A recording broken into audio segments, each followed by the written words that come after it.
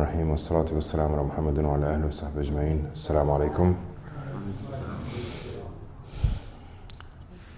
Just remember that we're still in the month of Muharram, and as some of our teachers have told us that this is a month that it's encouraged to do fasting.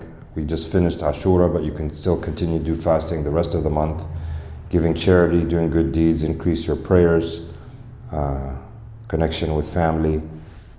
So please remember to take advantage of the month.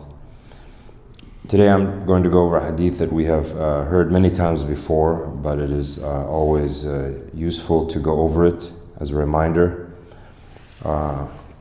It's from the Hadith al-Nawawi, the 40 Hadith al-Nawawi, on the authority of Umar radiallahu anh. Umar actually didn't say very many hadith, but this is one of the hadith that he narrated. While we were one day sitting with the Prophet ﷺ, there appeared before us a man dressed in extremely white clothes and with very black hair. No traces of journeying were visible on him, and none of us knew him.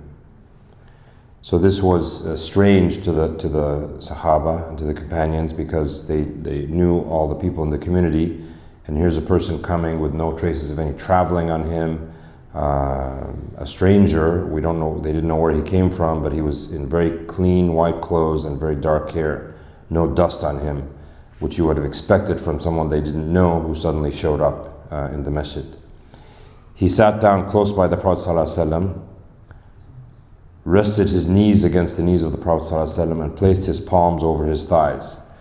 So imagine if you're sitting and somebody comes and sits next to you and puts his knees, touching your knees, and puts his hands over your thighs. You would feel this is an invasion of your personal space, and what is this person doing? But he came to the Prophet ﷺ and sat that close to him. And then he asked him, "O Muhammad, inform me about Islam." And the Prophet ﷺ replied, now we see here that he just said, "O Muhammad." He didn't even address him, "Ya Rasulullah," or in any other honorary, respectful title. He just called him, "O Muhammad." The Prophet ﷺ replied, "Islam is that you should testify that there is no deity worthy of worship except Allah, and that Muhammad is his messenger, that you should perform salah, pay the zakah, fast during Ramadan, and perform hajj to the Kaaba if you can find a way to it." And then this person replied, "You have spoken the truth." So the Sahaba obviously were amazed and astonished at the person questioning the Prophet ﷺ this way, asking him about Islam, and it was the Prophet ﷺ who came to teach them Islam. And then the person telling him that he was correct, in other words, that he knows more than the Prophet ﷺ. And then he went on to say, "Inform me about Iman." And the Prophet ﷺ answered, "It is that you believe in Allah and His angels and His books and His messengers and in the last day, and in fate, both in its good and in its evil aspects." And then the person replied, "You have spoken the truth." So again, the person is showing that he has more knowledge than the Prophet ﷺ. Then the man said, "Inform me about ihsan." And the Prophet ﷺ said, "It is that you should serve Allah as though you should see Him. For though you cannot see Him, yet He sees you." And then he asked, "Inform me about the hour." And the Prophet ﷺ said, "About that, the one questioned knows no more than the questioner." So the Prophet ﷺ is showing that he knows who this is, and he's telling him that I don't know any more about it than you do. So neither one of us knows, and it's only Allah subhanahu wa ta'ala who knows about the hour and when it's going to happen. So then he replied, "Well, inform me at least about its signs. So we don't know when it's going to happen, but tell me about some of its signs." And the Prophet ﷺ said, "There are that the slave girl will give birth to her mistress, and that you will see the barefooted ones, the naked, the destitute, the herdsmen of the sheep, competing with each other and raising lofty buildings." So we see that some of these signs have already happened, that the people of the desert that were not wealthy now competing and raising very high buildings. And the slave girl from adultery, and a slave girl giving birth to her mistress, we see that these things are happening now. Thereupon the man got up and went off. So he didn't even sit and speak with the Sahaba. He didn't sit and have a discussion further with the Prophet ﷺ. He just got up and left, which again was also strange.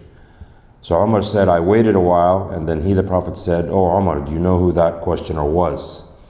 And I replied, "Allah and His Messenger know better." And the Prophet ﷺ said, "That was Jebril. He came to teach you your religion." SubhanAllah.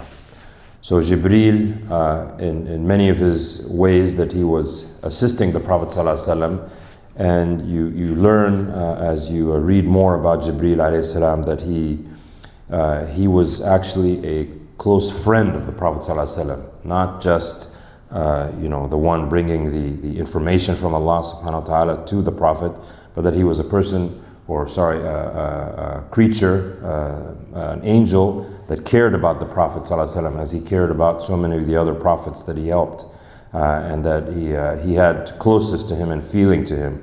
So here he was coming in the form of a man. He came a few times to the Prophet in the form of a man and is teaching him some of the principles of our religion. And the Prophet ﷺ continued to have this relationship with him throughout his life until the moment that he died. May Allah guide us to understand our religion and understand the principles that have been pointed out here, Arkan al-Iman, Arkan al-Islam, and all the other lessons that are in this hadith. So I urge all of you to read it and understand it. May Allah give us this knowledge and help all the Muslims in the world in need. Remember them and help them in any way that you can. Jazakumullah khair.